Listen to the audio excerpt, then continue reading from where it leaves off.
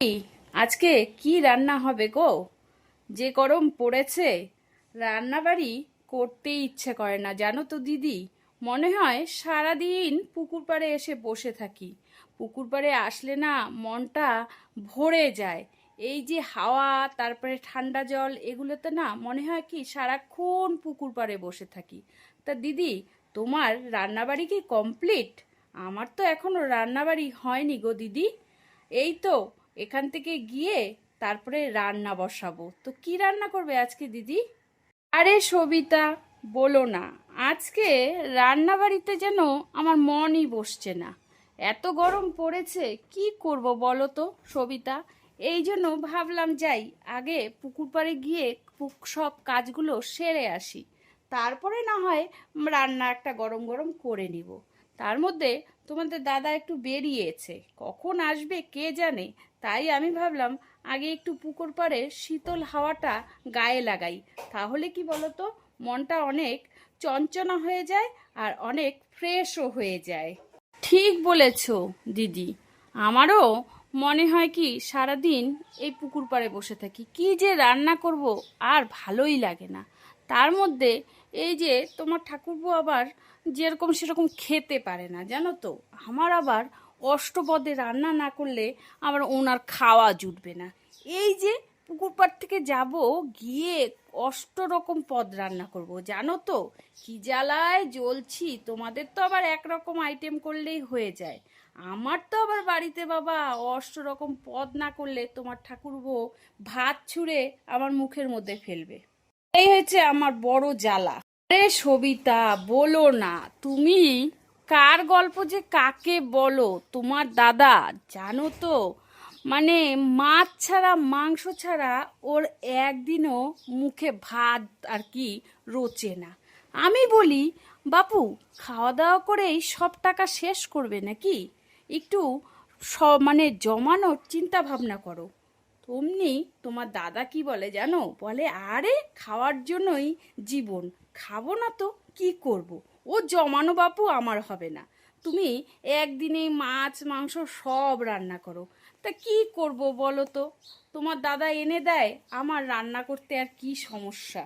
গো দিদি, সেদিন শুনছিলাম তুমি নাকি ঠিকঠাক মতন বলে রান্নাই করো না।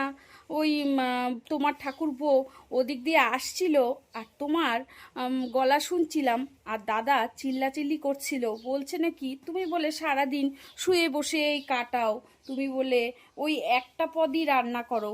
তাই তোমার ঠাকুরপো আমাকে এসে বলছিল।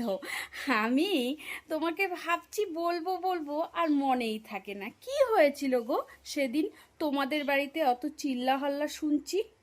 যে বলো সবিতা, তুমিও পাগল আছো। ঠাকুরপো কি শুনেছে? ও হয়তো তোমাদের দাদা ওই ছোট মাছ এনেছিল। জানো না তো, মাছ যখন আনে তখন কোনো অংশে কম আনে না। বড় মাছ, ছোট মাছ, মাঝারি মাছ, মাছে মাছ। হয়তো আমি দুইটা মাছ দুই রকম মাছের আইটেম করেছিলাম, আরেকটা হয়তো করিনি। ছোট মাছটা কাটতে আমার মনে হয় সমস্যা হচ্ছিল, তার জন্য চিল্লা হল্লা হচ্ছিল। এছাড়া ওগুলো সব বাজে কথা, ঠাকুরপো শোনেইনি। খেতে দাও, বড্ড খিদে পেয়েছে।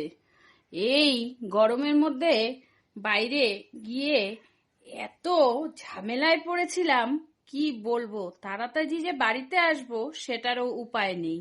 এই নাও, আসলে যা গরম পড়েছে না, ওই জন্য আর আজকে বেশি কিছু রান্না করিনি বুঝলা। এটা খেয়ে নাও, দেখবে পেট ঠান্ডা তো সব ঠান্ডা। তাড়াতাড়ি খেয়ে নাও, তাহলে তোমার পেটটাও ভরে যাবে। এই সকাল থেকে বেলা বাজে 4টা গিন্নি, এখন তুমি আমাকে পান্তা ভাত আর হচ্ছে পেঁয়াজ কাঁচা লঙ্কা দিয়ে খাইতে দিচ্ছ? সারাদিন কি করো বলো তো? আমি এসব খাবো না। চিল্লা হল্লা করো না গো। রান্নাবাড়ি করতে এত কষ্ট, তুমি কি করে বুঝবা এই গরমের মধ্যে আমি যে কত কষ্ট করে রান্না করি। তার জন্য ভাবলাম একটু আমার আরাম হবে দেখে আমি কাল রাতেই পান্তা বেশি করে করে রাখছি। খাইতে দাও।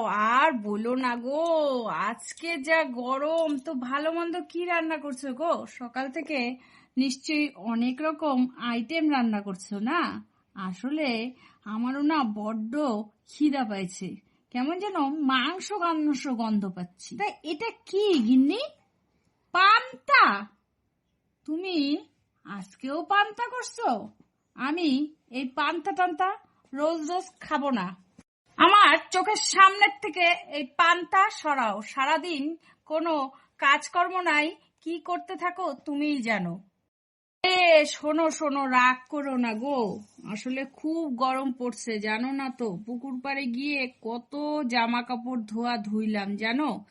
তাই আমি ইচ্ছা করেই ভাবলাম একটু রাত্রিবেলা ভাত বেশি নিয়ে নি, রাতে দিনে দিনে তোমাকে পান্তাই দিব।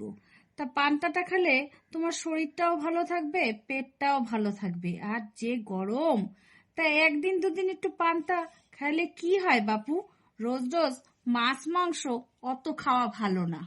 ভাই, এই ভর দুপুর বেলায় পুকুর পাড়ে মন খারাপ করে বসে আছো কেন? দেখে তো মনে হচ্ছে বড্ড তোমার মন খারাপ। খাওয়া দাওয়া কি হয়নি এখনো? চোখ মুখ তো শুকনা লাগছে তোমার। দাদা, আর বলো না, খাওয়া দাওয়া হয়নি।